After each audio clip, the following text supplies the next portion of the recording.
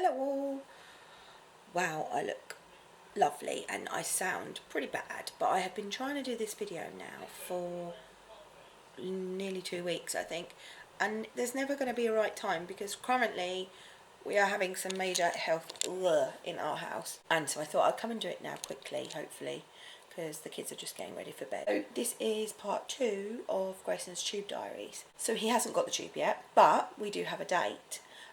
We got the phone call about 3 weeks ago, actually, I think it was, saying could we come up on June 21st for his feeding tube to be fitted. We actually said no because that's Deacon's birthday, and I feel the kids may lots of things happen and impact on them because of Grayson already, and I don't think it's fair to pick Deacon's birthday. We had another provisional date of the 5th of July. Basically we got the full confirmation, it was either the end of last week or the beginning of this week. So we have to go up on the actual 4th because they haven't done pre-op and stuff, and they're going to do that, I guess, that day. We're not really sure. Yes, so the 5th of July 2016, Grayson will, in theory, have his peg fitted. I don't know how I feel. It doesn't feel real still. I probably won't feel real till we go up there. But whereas the last time I came to you with this video, I still, even though I knew we had to make that decision and it had to be done because of all the fact that his organs could be shutting down and things like that. I'll link below to the first part. Now it's even more crucial.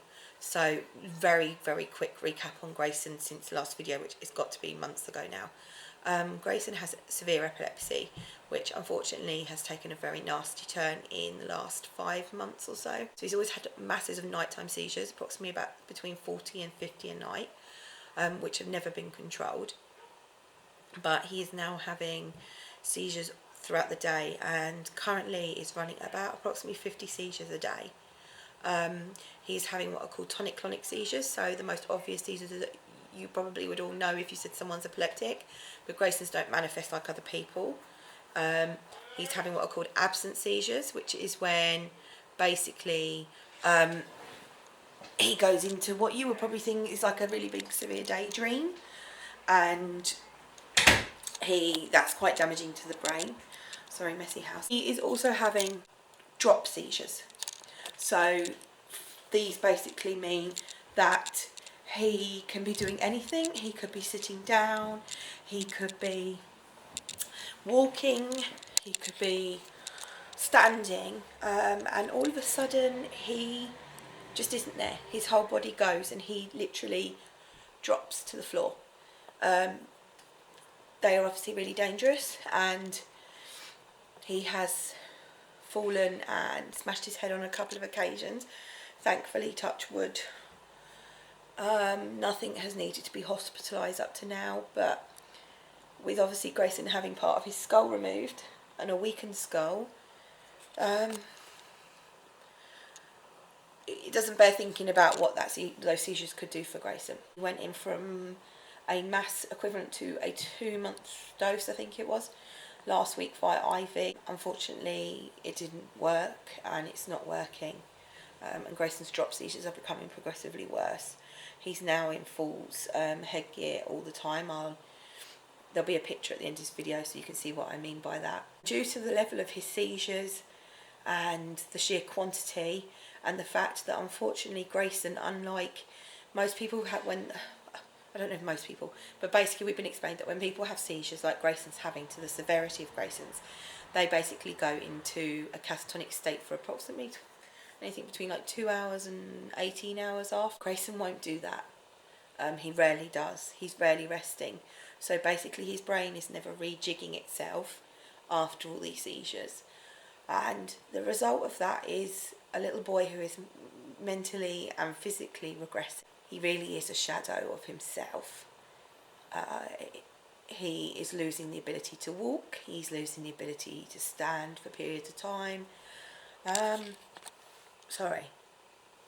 He's kind of not a happy little boy anymore. He very rarely smiles.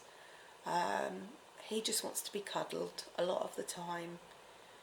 And his stimming, which are to do with autism, I'll leave a link below explaining what that is, has got very, very bad. He bites his own fingers, He's covered in bruises down his leg from banging. He's covered in facial sores from rubbing. This really is not in a great place right now. And the other thing the epilepsy has done, which is the reason for this video, and I apologise I've got so long, has lost the ability to eat. For those of you that don't know, Grayson has orally always fed. He was NG tube fed for part of his life at different points, but he's always orally fed. It's something that Ashley and I have always very strongly believed in, the skill we wanted for Grayson. And it's not been an easy ride for anyone. Up until he was 5, Grayson lived on pure, very, very pureed foods, and he would have 8 meals a day just to keep him going. Each meal would take at least 30 minutes, and it was a long process. Kept him alive, and it was never draining, upsetting for him, so I would never have done that if I thought it was. And then when Grayson was at school in reception, one day towards the end of his reception year, Grayson picked up a sandwich from a neighbouring child, and after only a month before being told he would never be able to chew and swallow, he chewed and he swallowed. And I can't tell you how that felt. It was immense. For me, it was actually bigger than when he walked, because all of a sudden the world opened for him, and he was getting so much pleasure from food, and he was enjoying so many sweet treats, because obviously he can't gain weight, so he could eat as much sweet stuff as he wanted. And he was falling in love with things like chocolate sandwiches and cakes and banana and all these different things, and he was just doing so well. And even though he was eating really well, and he had been for 2 years, sorry, we got a bit disturbed. I can't remember where I was. Yes, so basically, since he was 5, Grayson has been chewing and eating, and it's been a journey. He couldn't do everything, and there were days it was difficult, but he had made massive progress. I mean, it was amazing. We'd go to a restaurant, and I didn't have to think about packing him a dinner or thinking where we were going to stop to feed him, and we'd reduced him to only 3 meals and 2 snack meals a day, because he was getting such good intake on meals. And we'd go in, say Harvester or Beefeater, and they would make him a meal, and they were always really accommodating if I needed extra butter for mash and stuff. And we found restaurants that helped us, and it was just lovely, and it was normal. Now he can't do that.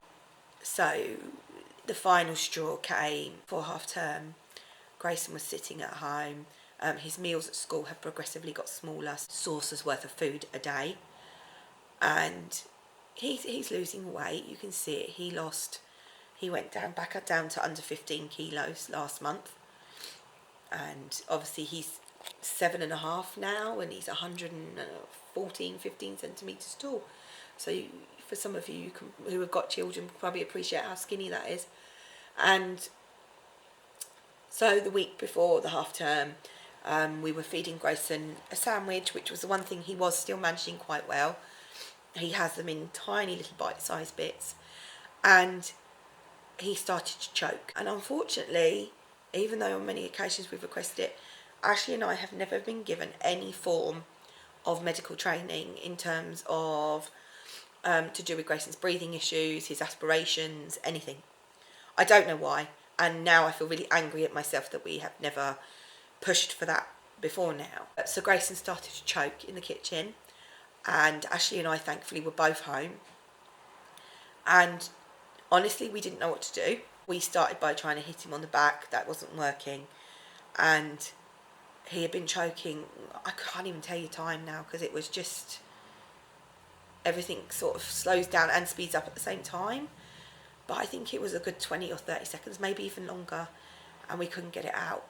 And thankfully Ashley kept really calm. I was quite calm. I wasn't, because I knew the other 2 were here. So you have to be really careful as a parent when you have young children who are not disabled and you have a disabled child. You have to be really careful what you say, because they're starting to pick things up. Ashley very, very cleverly thought to put his hands into his mouth and try and pull out whatever he thought was there, and in the process basically stuck his fingers down Grayson's throat, which in turn made him gag to vomit. And thankfully, he didn't vomit, but he choked, coughed, and brought up the food that was lodged in his throat. I don't know what to say about that. It did really affect Ashley and I, and from that day we stopped solid food of any kind. So Grayson is now back on, well no, not any kind, so he has, sorry, bite and dissolve foods like Wotsits and stuff because they melt in his mouth, but he can't even eat chocolate anymore. And he's been able to eat chocolate since he was about 2. He learned to suck it and melt it in his mouth, but because of how weak he's got, if you put food into his mouth at the moment, he basically just instantly swallows. So if you gave him like a button, he just swallows and it gets wedged in his throat, and it's obviously not very good for his digestive system or his reflux, because he has severe reflux. So Grayson is now back on puree food, but he doesn't want it. Well, he does want it. He's eating well. He's actually eating really well, but I think that's just because he's swallowing. But you can see he's not getting enjoyment from it. And as his mum, because he's goes, sorry, I don't want to cry because I don't want people to feel sorry for us. It's just sad because it's something that he got pleasure from. He doesn't get pleasure from an awful lot. And so it was just nice that he did. And I feel it's sad that that's been taken away from him. But he's here, and that's the most important thing, I guess. So anyway, so obviously now the feeding tube is seriously crucial. On top of that, he now can't eat breakfast at all, really, because he just can't, he's not awake enough to eat breakfast. His first meal tends to be around 10 o'clock now. So he's losing a meal, which he can't afford to lose those calories. So it does mean the feeding tube is going to allow us to feed him overnight, all night, which is great for calories. It's also going to be on a day where he may be struggling physically, or he's drained and tired till we get this epilepsy sorted, we can give him that feed down the tube. It doesn't need to be a strain for him. And so that's a benefit. Quite a great deal of medications, and he doesn't like them, which who does, let's be frankly honest. The tube will allow us to push the medications down the tube, so he will no longer have to orally take his medications. So that's a massive win, but I still don't want that tube. And I know we have to, but I think he's been through enough and he doesn't need that. But that's okay. It's not supposed to be easy, but we will get there. We always do, and he will. And it's another general anaesthetic, but he's already had several this year, and I've lost count of how many in his lifetime. And I'm sure he will do great, because he always does. Sorry, I look so pants. But, so that's our update. So I'm hoping, obviously, that I am going to film as much as I can over the period of us in hospital. Obviously there's a certain level of respect in a hospital ward for the staff and everything, and I still am not at that comfortable stage of explaining to people that we video, but I think I'm going to have to, because I think it's really important for people to see, and I think a lot of the medical profession are quite good about it, so it should be good. But do go and check out Ashley's channel, The Ideal Scenario. I'll link it below, because Ashley, for the last 12 weeks, which I'm so proud of him, has been uploading weekly vlogs of our everyday, and Grayson comes into that. I mean, he doesn't get as much airtime as the other two because life is difficult for Grayson, but it is lovely watching Grayson in there and getting to see bits that I don't even get to see because I'm at work so many hours. So especially like in the school holidays, like half term and everything, I got to see what they were doing. So please do go check it out and support Ashley. And thank you for taking the time to watch this very long video. I apologise. I was coming on to do like a 3-minute update, and apologies for getting all emotional. We genuinely do appreciate everybody's support. We get so much friendship and support from people online, and that really does help us keep going. So thank you.